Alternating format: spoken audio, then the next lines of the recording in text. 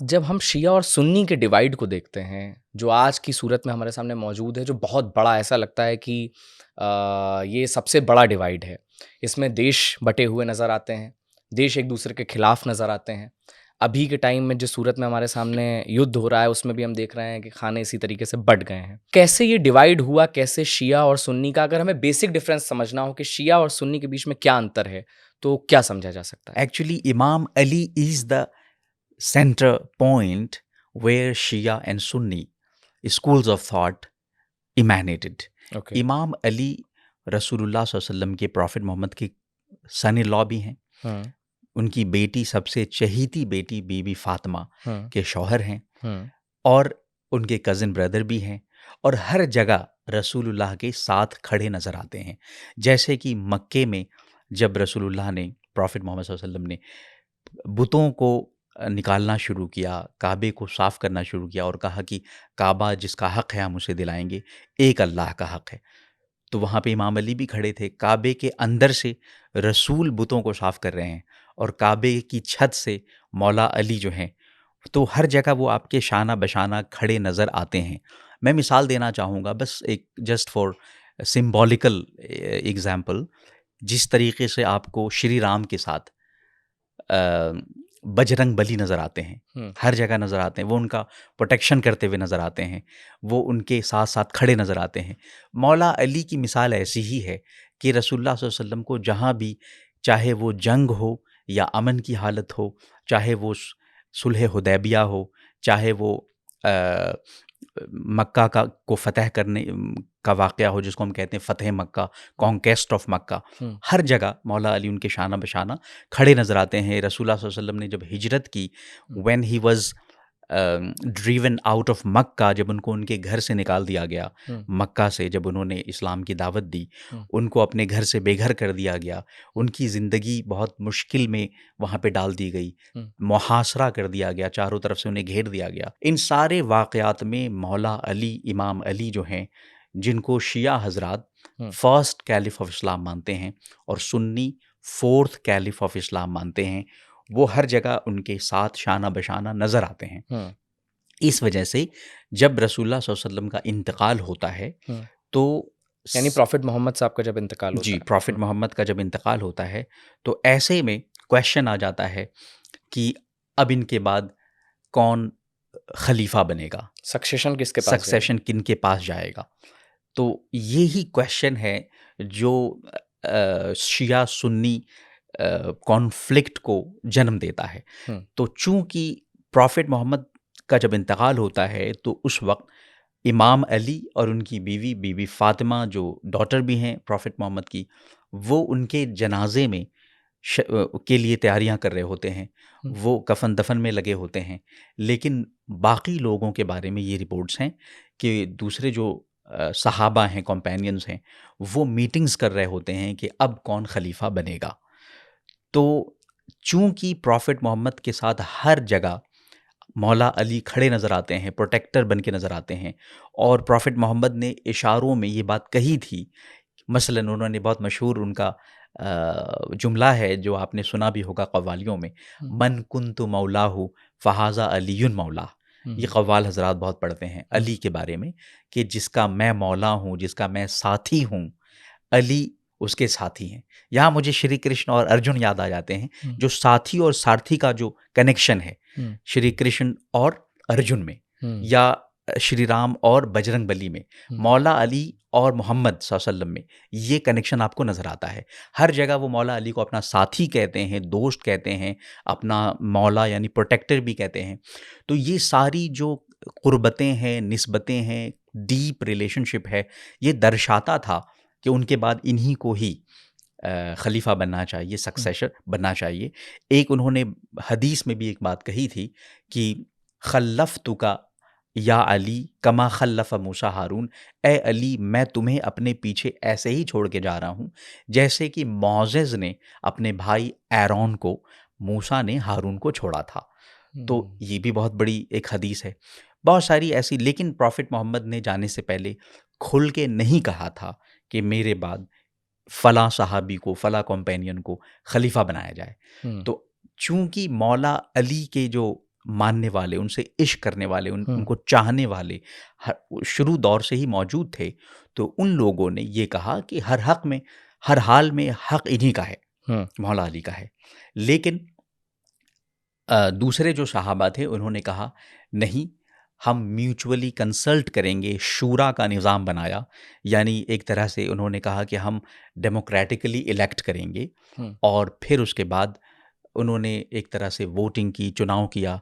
लेकिन शिया हज़रात का कहना है कि नहीं, उन्होंने वोटिंग नहीं की, उन्होंने ज़बरदस्ती की, मौला अली का ही हक़ था मगर उन्होंने छीन लिया।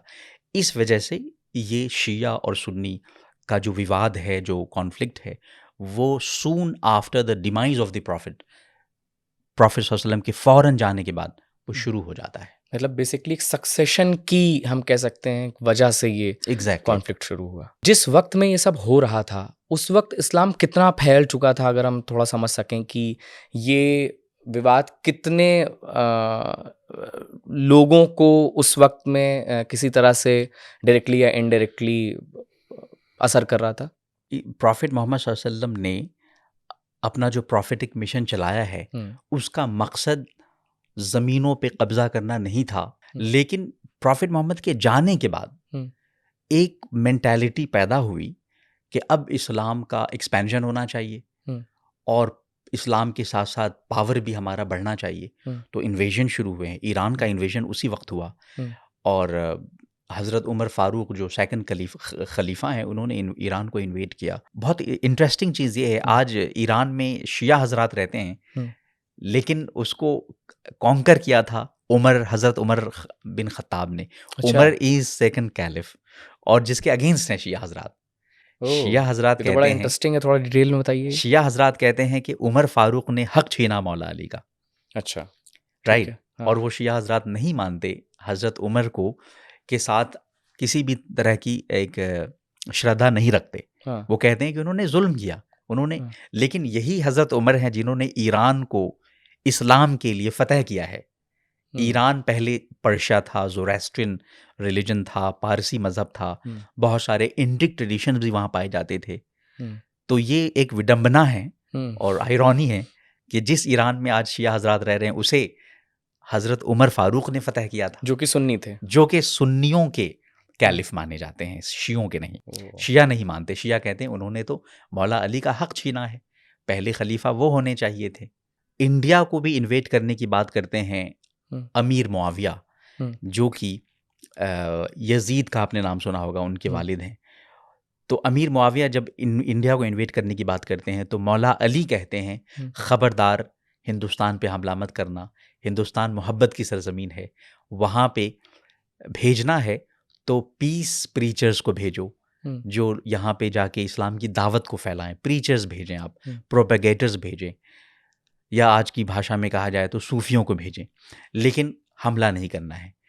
बट पैगंबर के जाने के बाद दो अ, दो पैरेलल जो आइडियोलॉजीज़ हैं हुँ, इस्लाम के नाम पे, वो सामने आ जाती हैं। हुँ, एक वो है जो पॉलिटिकल इस्लाम में बिलीव करते हैं, जो ये चाहते हैं कि इस्लाम का वर्चस्व, हुँ, इस्लाम का पूरी दुनिया में बोलबाला हो, हुँ, हम दूसरे मुल्कों पे भी कब्ज़ा करें, हुँ, हमला करें, और उसे उन्होंने फ़तह का नाम दिया। हुँ, फ़तह ईरान, फ़तह मिस्र, कॉन्क्वेस्ट।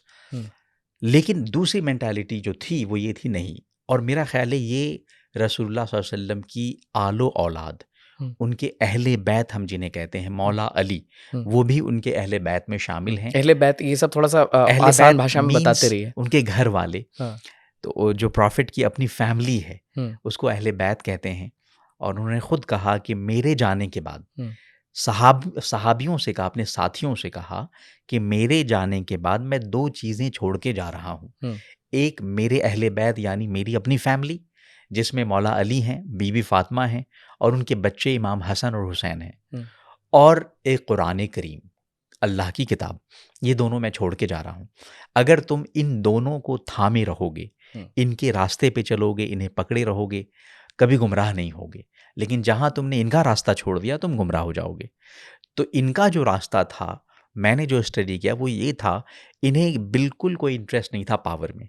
हुँ, इन्हें इंटरेस्ट था स्पिरिचुअल पावर में। ये चाहते थे कि इस्लाम की जो स्पिरिचुअल टीचिंग्स हैं हुँ, उन्हें फैलाया जाए। इसी को कहते हैं इमामत। एक चीज़ है इमामत और एक चीज़ है खिलाफत। हुँ, इमामत के माने हैं spiritual succession of the prophet hmm, और खिलाफत के माने हैं political succession of the prophet. Hmm, तो झगड़ा इसी बात का है कि मौला अली स्पिरिचुअल सक्सेशन और उनकी आलो औलाद यानी उनकी नस्ल वो स्पिरिचुअल इस्लाम की स्पिरिचुअल सक्सेशन में बिलीव करते हैं और उसी को फैलाने में लगे हुए हैं, जो कि शिया हुए। जो कि शिया हो गए बाद हुँ, में इमाम अली के मानने वाले। हुँ, ये शिया जो हैं वो उनके मानने वाले हैं, उनसे मोहब्बत करने वाले हैं। हुँ, लेकिन मौला अली का जो अपना ख़ानदान है, हुँ, उनकी जो अपनी आलो औलाद हैं, हुँ, उनमें सूफ़ी भी हैं, शिया भी हैं। हुँ, निज़ामुद्दीन औलिया हैं, वो भी उनके ख़ानदान से हैं, क्योंकि अच्छा, वो इमाम हुसैन के ख़ानदान से हैं। और इसी वजह से आप देखेंगे निज़ामुद्दीन औलिया ने कभी भी पावर से अपने आप को क्लोज़ करने की कोशिश नहीं की। हमेशा हमेशा वो बादशाहों से दूर रहे, पावर से कभी क्लोज़ ना हुए। क्योंकि इमामत का जो मसला है, वो यही है कि हम इस्लाम की स्पिरिचुअल वैल्यूज़ को आध्यात्मिकता को फैलाएँ। हमें कोई गरज नहीं है कि हमें हुकूमत चाहिए, पावर चाहिए, किसी कंट्री पे हम को इन्वेड करना है, ये नहीं था। लेकिन इसके विपरीत हुँ, जो खिलाफत का कॉन्सेप्ट था वो हुँ, ये था नहीं, अगर इस्लाम का वर्चस्व चाहिए, हुँ, तो वर्चस्ववादी एक सोच आई, सुप्रीमेसिस्ट एक हुँ, आइडियोलॉजी आई कि फिर हमें दुनिया को फ़तह करना होगा।